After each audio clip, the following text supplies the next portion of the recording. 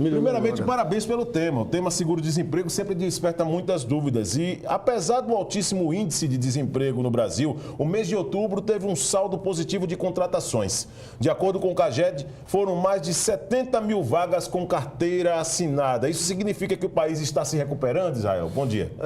Infelizmente, não. A gente pode dizer assim, meio sim e meio não. Meio sim, porque é positivo, quando você fala aí que tem 70 mil pessoas a mais no mercado de trabalho. Apesar de que ficou aquém, muito aquém das previsões do CNC, né? do pessoal do comércio, né?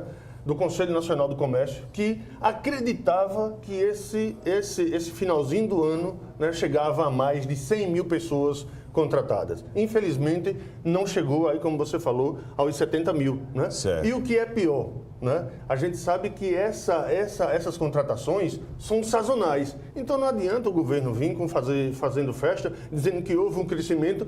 Houve um pequeno crescimento e é bom que haja, a gente tem que parabenizar isso, mas não pode enganar a sociedade. Isso Sim. aí, todo outubro, novembro, dezembro, esses números tendem a ser maior do que o restante do ano, por causa das festas de final de ano. Infelizmente, a grande maioria dessas pessoas, a partir aí na virada do ano, e isso também é natural, vão para o único caminho que vão sobrar para eles, que é o seguro-desemprego. Agora, tem muitas dúvidas quando se trata de um tema como esse, seguro-desemprego. Já, inclusive, fiz essa menção antes da entrevista, na participação aqui do Israel Lessa no quadro Emprego e Renda. Mas a medida provisória 905, ela trouxe mudanças. Quais as regras? E elas trouxeram mudanças na ordem para o seguro-desemprego, Israel? Infelizmente trouxe, Videlano. A gente percebe a grande complexidade, né, que se tratou agora. Muita gente, né, é bom até falar uma questão histórica sobre o seguro-desemprego, muita gente não sabe, mas o seguro-desemprego foi criado ainda no governo Zé Sarney, lá em 1986, né, pelo decreto-lei 2248, se não me falha a memória, para atender a ansiedade dos trabalhadores naquela época. E olhe que desde a Constituição de 1946 já havia uma previsibilidade da criação desse benefício. E só 40 anos depois, em 1986, foi que foi criado o seguro-desemprego. E, infelizmente, né, que a gente não pode deixar aqui de dizer, o seguro-desemprego, com essa medida provisória, como você falou, a 905, leva, como diz o nosso ministro da Economia, levou uma facada. Taxaram o seguro-desemprego. Mas como? Explica isso, Bruno. Eu vou explicar. Como? Explica isso para o nosso telespectador. Eu parei agora aqui porque ele disse taxaram o seguro-desemprego. Explique isso. Taxaram o seguro-desemprego. O seguro-desemprego, eu volto a dizer, ela para você só ter uma ideia, no ano passado, cerca aí de 6 milhões e 600 mil pessoas receberam o seguro-desemprego. Certo. Em 2017, esse número aí foi para 6 milhões e 600 mil pessoas, né? Certo. Quase que repetiu. O ano passado, 6 milhões e 800 e no ano retrasado foi para 6 milhões e 600. E em 2016, para você ter uma ideia, o patamar altíssimo foi para quase 7 milhões e meio de trabalhadores desempregados que requisitaram esse benefício. Então, por aí já dá para ver a quantidade de pessoas que dependem desse benefício. Sim, claro. Então, como você perguntou, como assim taxaram o seguro-desemprego? Infelizmente, né, pela primeira vez na história, uma medida provisória diferente das outras, como eu disse a você, o seguro-desemprego existe desde 1986, né, e passou por várias modificações, sempre no interesse de beneficiar o trabalhador. Certo. Mas, infelizmente, a partir de agora, toda pessoa que receber o seguro-desemprego vai ter que deixar lá uma taxazinha de 7,5% para a contribuição da Previdência. Isso não existia. Isso é novidade na medida provisória. Então, no pior momento do trabalhador, no momento onde ele está mais vulnerável, que é o desemprego, ele agora vai se ver obrigado a reduzir o benefício dele, que é o seguro-desemprego. E o pior, só o Brasil e a Estônia, um paísinho lá pequenininho no norte da Europa, no noroeste da Europa, é que não cobram fazem a taxação das grandes fortunas.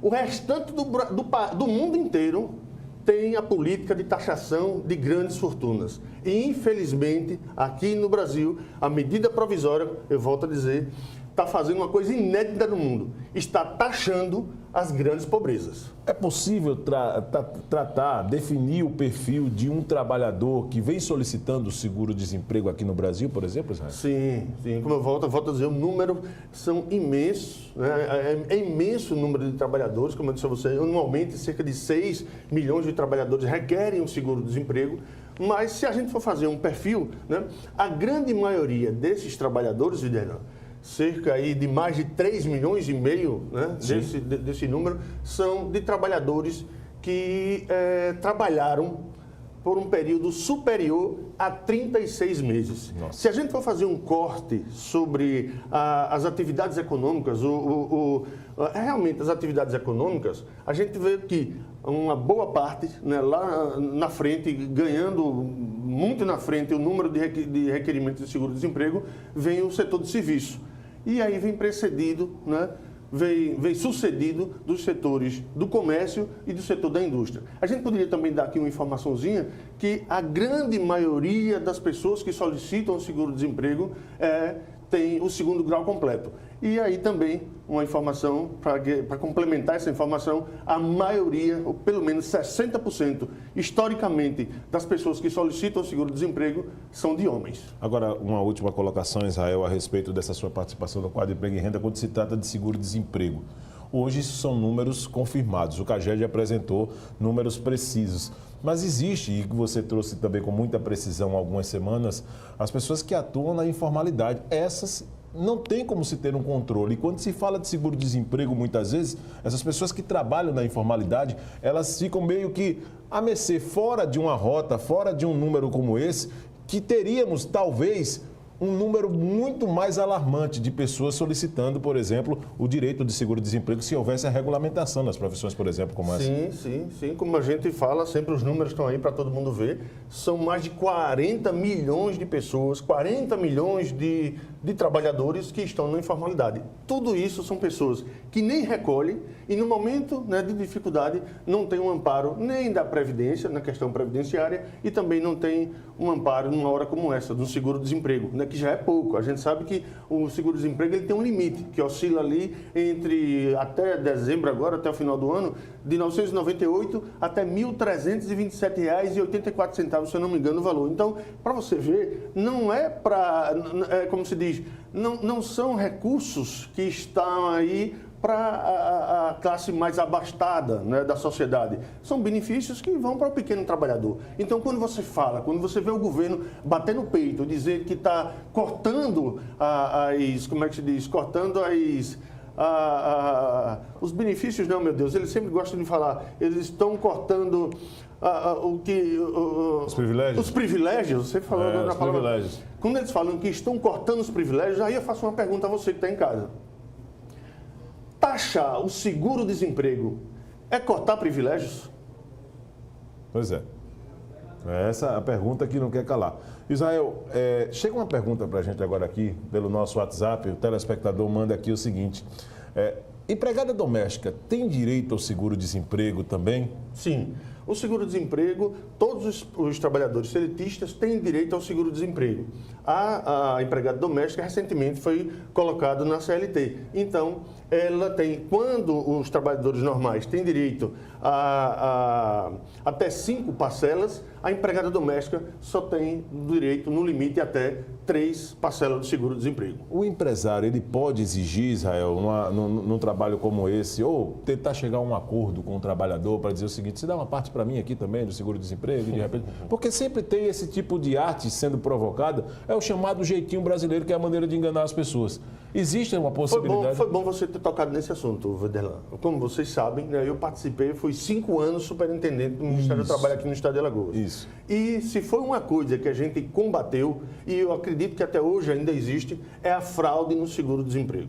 Então, infelizmente, acontece tanto a fraude por intermédio do próprio trabalhador, como também mancomunado, infelizmente, com o patrão. Então, isso é uma coisa que teve um momento aí que virou rotina, né? Eram números escabrosos, mas eu volto a dizer, você não pode, né, por esse tipo de situação, querer acabar com um benefício. É verdade. Né? Porque o cidadão de bem não pode pagar pelo bandido. É verdade. Né? Então, muita coisa foi sendo aperfeiçoada. Hoje a gente percebe que é um benefício que tem uma segurança muito grande, mas, infelizmente, não falta aquele sacana, me perdoe aqui a palavra, que quer, num momento como esse, usufruir, né, de um benefício que veio para beneficiar, principalmente, aquele trabalhador que está num momento muito difícil da sua vida, que é o desemprego, e que, nos dias de hoje, se vê numa situação que é o único caminho para a vida dele. É o seguro-desemprego, esperar o seguro-desemprego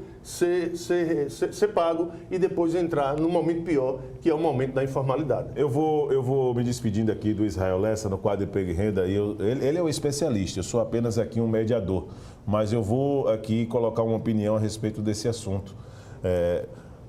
Você foi muito feliz quando você diz que o trabalhador, aquele que precisa, o homem de bem, que acaba muitas vezes sendo o mais agredido numa história como essa, ele não pode, sob hipótese alguma, pagar por um ato contra a lei feito por pessoas de má índole. Ele não pode, tá certo?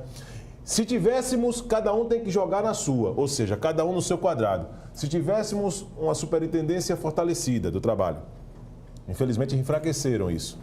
Ações atuantes para poder fiscalizar. Tenho certeza, Israel Lessa, que cada um jogando na sua, as pessoas teriam com mais justiça os seus direitos como trabalhador, como seguro-desemprego, né? E pessoas mais estariam por trás das grades que tentassem driblar a lei. Então, cada um no seu quadrado. Mas, infelizmente, os caras preferem enfraquecer a Superintendência do Trabalho, tiram, por exemplo, pessoas que trabalharam por lá e que incansavelmente, como você, buscaram meios para poder tentar fazer aquilo de acordo com a lei. Infelizmente, é um retrato que nós temos hoje. O cenário político do Brasil mostra isso. E cada vez mais o trabalhador mais enfraquecido. Você falou uma coisa sensata e que está na ordem do dia.